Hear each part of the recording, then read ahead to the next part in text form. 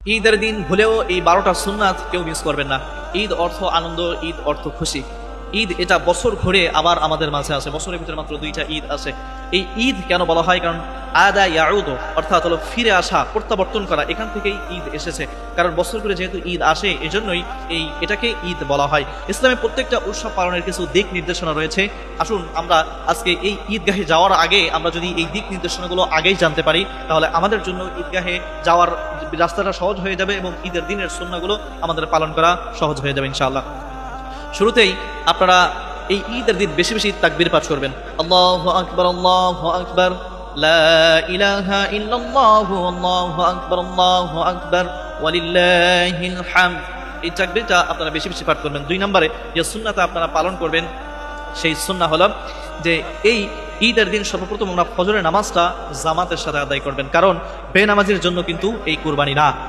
অনেক মানুষ রয়েছে যে ফজরের নামাজই জামাতের সাথে পড়ে না, বা ফজরের নামাজ অনেকেই পড়েই না, আবার তারা কুরবানি দেয়। এরকম মানুষ অনেক রয়েছে।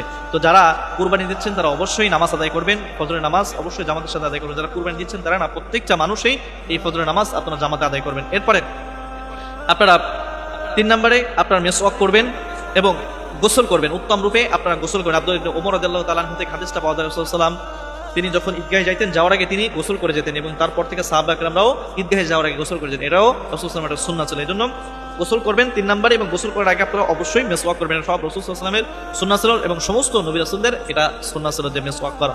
এজন্য আপনারা অবশ্যই মিসওয়াক করবেন। এরপরে আপনারা উত্তম কাপড় পরিধান করবেন। উত্তম কাপড় এটা নতুন হতে হবে, এটা আবশ্যক নয়। আপনার যদি সামর্থ্য থাকে আপনি নতুন পোশাক কিনতে পারেন, আর যদি না থাকে তাহলে আপনার যে পোশাকগুলো রয়েছে সেই পোশাকের ভিতর থেকে সবচাইতে উত্তম যে পোশাক আছে সেই উত্তম পোশাকটা আপনারা পরবেন অবশ্যই ইনশাআল্লাহ। এরপর আপনারা সুগন্ধি ব্যবহার করবেন। 4 নম্বরে আপনারা কি করবেন?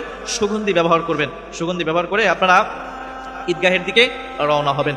এরপরে 5 নম্বর যে সুন্নাহ রয়েছে, যে সুন্নাহটা সেটা হলো যে কুরবানির যে গোশত রয়েছে সেই কুরবানি গোশত দিয়ে আপনারা দিনের প্রথম খানা খাবেন। ঈদ উল ফিতরে ঈদগাহে যাওয়ার আগেই খানা খেয়ে যেতে হয়, কিছু মিষ্টি জাতীয় মুখ করে এরপরে ঈদগাহে যেতে হয়। কিন্তু ঈদ উল আজহার সুন্নাহ হলো যখন আপনি গরুটা জবাই করবেন বা যে পশুটা আপনি জবাই করবেন, ওই পশুর গোশত যখন রান্না হবে, ওই রান্না করার পরেই ওই প্রথম গোশত দিয়ে দিনের প্রথম খানা খাবেন। এটা রাসূলুল্লাহ সাল্লাল্লাহু আলাইহি ওয়াসাল্লামের সুন্নাহ ছিল। ওই পশু জবাইকৃত পশু দিয়েই রাসূলুল্লাহ সাল্লাল্লাহু আলাইহি ওয়াসাল্লাম প্রথম দিনের খানা খেতেন। আপনারা চেষ্টা করবেন এই সুন্নাহটা পালন করার জন্য। দিনের প্রথম খাবার কি করবেন? এই জবাইকৃত গোশত দিয়ে এরপরে খাবেন। এরপরে 6 নম্বরে আপনারা চেষ্টা করবেন যে প্রশস্ত যে জায়গা রয়েছে সেই জায়গায় আপনারা ঈদের নামাজ আদায় করা, এবং ঈদগাহে যখন আপনারা যাবেন তখন পায়ে হেঁটে এরপরে ঈদগাহে যাওয়া। আপনারা পায়ে হেঁটে এরপরে ঈদগাহে যাওয়ার চেষ্টা করবেন।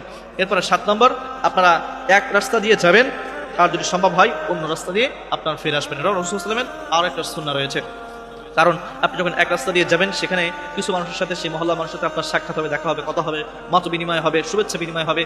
এরপর আপনি যখন অন্য রাস্তা দিয়ে ফিরে আসবেন তো সেই মহল্লার কিছু মানুষের সাথে আপনার দেখা সাক্ষাৎ হবে, শুভেচ্ছা বিনিময় হবে, মত বিনিময় হবে।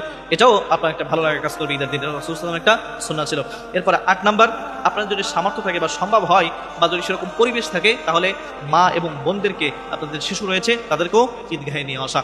কারণ ঈদগাহে যখন আপনি তাদেরকে নিয়ে আসবেন, রাসূলুল্লাহ সাল্লাল্লাহু আলাইহি ওয়াসাল্লামের একটা হাদিস এমন পাওয়া যায় যে তিনি বলেছেন, যদি তোমাদের মহিলাদের যে মাসিক আল্লাহ প্রদত্ত যে সমস্যা থাকে সেটাও যদি থাকে মাসের, তারপরেও তোমরা ঈদগাহে তাদেরকে নিয়ে আসো। কেননা ঈদগাহের যে আনন্দ এটা শুধুমাত্র তোমরা ভোগ করবে এবং তোমাদের মা বোন যারা রয়েছে, শিশু রয়েছে, তারা ভোগ করবে না, এটা তো হতে পারে না। কত গুরুত্ব দিয়েছে একটাবার চিন্তা করে দেখেন। এরপরে 8 নম্বরে আপনারা খুতবাগুলো খুব মনোযোগ সহকারে শুনবেন এবং খুতবা শেষ করার পরে আপনারা তাকবীর দিবেন, শুভেচ্ছা বিনিময় করবেন মানুষের সাথে, আপনাদের কোলাকুলি করবেন, মুআনাকা করবেন এবং মত বিনিময় করবেন। তাকাব্বালাল্লাহু মিন্না ওয়া মিনকুম। এরপরে কুল্লা আমিনি ওয়া আনতুম বিখাইর, ঈদুন সাইদুন, ঈদ মুবারক, এভাবে বিভিন্ন মানুষের সাথে আপনারা মত বিনিময় করবেন। এরপরে আপনাদের 10 নম্বরে ঈদের সালাতের পরে আপনারা কুরবানি করবেন। এরপরে 11 নম্বর যে সুন্নাহ রয়েছে সেটা হলো কি, গরিব মিসকিন এবং পাড়া প্রতিবেশীকে আপনারা এই গরুর গোশত তাদেরকে আপনারা পৌঁছায় দিবেন। এবং 12 নম্বর এবং সর্বশেষ যেটা রয়েছে সেটা হলো যে আপনাদের যে আত্মীয় স্বজন আছে তাদেরকে আপনারা খোঁজ খবর নেবেন এবং তাদের সাথে আপনারা মত বিনিময় করবেন অবশ্যই। যেহেতু ঈদের দিন এমন একটা খুশির দিন, এই দিন আপনারা কেউ এই সুন্নাহ থেকে কেউ যেন গাফেল না হন। আল্লাহ তাআলা আমাদের প্রত্যেককে এই ঈদের আগেই এই সুন্নাহগুলো জেনে এবং ঈদের দিন এগুলো সবগুলো আমল করার তৌফিক দান করুক। আমিন।